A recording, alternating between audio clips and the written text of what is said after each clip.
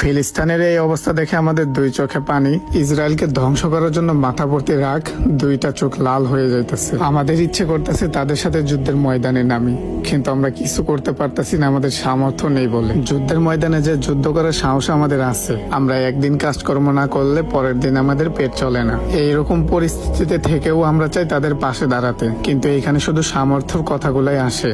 না আমরা হেঁটে ওইখানে যেতে পারবো, না আমাদের ফ্রিতে কেউ ওইখানে দিয়ে আসবে।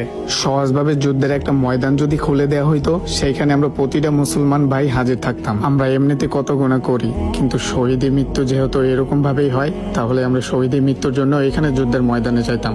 নয় আমরা শহীদ হইতাম দুনিয়াতেই, না হলে আমরা মরে শহীদ হইতাম। যেহেতু আমাদের ইচ্ছা থাকলেও সামর্থ্য নাই, আমরা এখানে একটা কাজ করতে পারি। ইসরায়েলের যত পণ্য আছে এগুলো বয়কট করার জন্য আমরা ঘন ঘন মিছিল বের করতে পারি। সেভ ফিলিস্তিন এগুলো বলেও আমরা মিছিল বের করতে পারি। আর যতবারই ফিলিস্তিন নিয়ে আমরা ভিডিও বানাই, ফিলিস্তিন সেভ, আমরা যত ভিডিও আপলোড করব, যত ভিডিও বেশি শেয়ার করব, ততই অনেক মানুষদের কাছে যেতে থাকবে, পুরো পৃথিবী ছড়াই যাবে। আমাদের সামর্থ্য না থাকলেও আমরা এগুলা করে তাদের পাশে দাঁড়াইতে পারি।